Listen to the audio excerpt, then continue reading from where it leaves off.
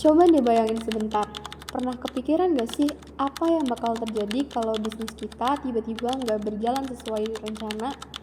Realitanya, sesempurna apapun bisnis plan kalian di atas kertas, yang namanya konflik atau perselisihan itu udah kayak makanan sehari-hari di dunia bisnis.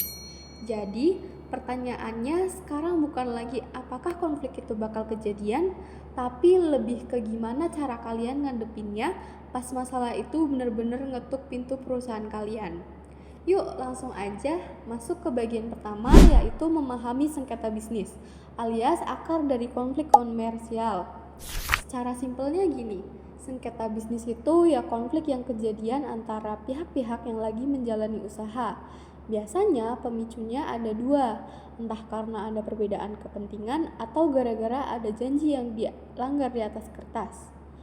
Intinya masalah ini langsung meledak ketika ada salah satu pihak yang ngerasa dirugiin sama pihak lain. Dunia bisnis di tahun 2015 dikejutkan oleh skandal Toshiba Corporation yang menjadi skandal terbesar di dalam sejarah Jepang. Hasil sebuah investigasi mengungkapkan bahwa raksasa teknologi dan elektronik Jepang itu telah memanipulasi laporan keuangan mereka sendiri. Gak cuma sekali, tetapi berulang kali, bahkan sampai 7 tahun berturut-turut dengan cara menggelembungkan keuntungan sampai 151 miliar yen atau sekitar 1. Berdasarkan contoh tersebut, dapat diambil kesimpulan bahwa hubungan di antara kedua contoh tersebut adalah hubungan sebab akibat, di mana HKI, yaitu merek, paten, hak cipta, dan rahasia dagang, adalah aset paling berharga dalam bisnis. Ketika aset ini diusik, maka sengketa bisnis pasti akan pecah. Kemudian, ada jalur penyelesaian sengketa bisnis, yaitu jalur litigasi dan non-litigasi. Poin pentingnya adalah kalian harus paham bedanya dua jalur ini biar gak salah langkah. Di satu sisi, kita punya jalur litigasi, ini tuh lewat pengadilan formal kayak pengadilan umum ataupun pengadilan niaga. Sifatnya kaku terhadap putusan hakim dan endingnya pasti ada yang menang dan kalah. Terus keputusannya ngikat secara hukum. Nah, di sisi lain ada jalur non-litigasi. Ini merupakan kebalikan dari jalur litigasi di mana penyelesaiannya di luar pengadilan jauh lebih fleksibel, tertutup, dan keputusannya nyari win-win solution alias kesepakatan bareng. Terus kenapa sih pembisnis sekarang jauh lebih suka dengan jalur ini? Alasannya satu, buat jaga hubungan bisnis. Lewat jalur ini kalian bisa menyelesaikan masalah lewat jalur damai tanpa harus capek-capek sidang. Selanjutnya ada apa itu hak kekayaan intelektual. Ini tentang gimana kita melindungi kreativitas manusia.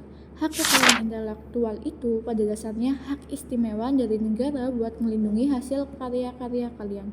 Tujuannya tegas banget, buat karya berharga kalian nggak diasal comot orang tanpa izin. Kenapa aturan HK ini penting banget buat diikutin? Ada alasan kuat di balik itu. Yang pertama, jelas buat pencegah pencurian karya.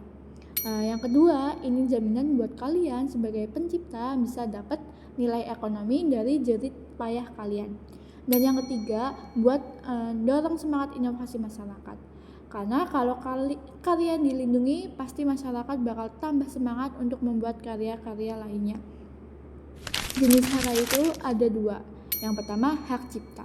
Ini melindungi macam-macam karya dari seni sampai ilmu pengetahuan. Dan percaya atau enggak, hukum kita melindungi hak ini seumur hidup pencipta plus 70 tahun setelah dia meninggal. Gila kan? Kedua ada hak kekayaan industri. Ini adalah hak kekayaan yang didesain khusus buat dunia usaha dan perdagangan. Nah, hak ini mencakup hampir semua hal di bisnis kalian. Inovasi teknologi pakai paten, identitas pembeda daftarin merek, tampilan produk biar cakep ada desain industri, produk khas dari daerah tertentu pakai indikasi geografi. Main di elektronik ada desain tata letak sirkuit, terus jangan lupa ada rahasia dagang buat resep-resep yang rahasia. Dan yang terakhir ada varietas tanaman buat yang main di agribisnis. Akhirnya kita sampai di bagian terakhir, yaitu keterkaitan sengketa dan HKI. Seperti yang sempat saya singgung tadi, bahwa hubungan di antara keduanya adalah hubungan sebab akibat. Jadi, sengketa hak kekayaan intelektual juga sengketa bisnis. Kenapa? Karena aset hak kekayaan intelektual tersebut dipakai untuk cari uang di pasar.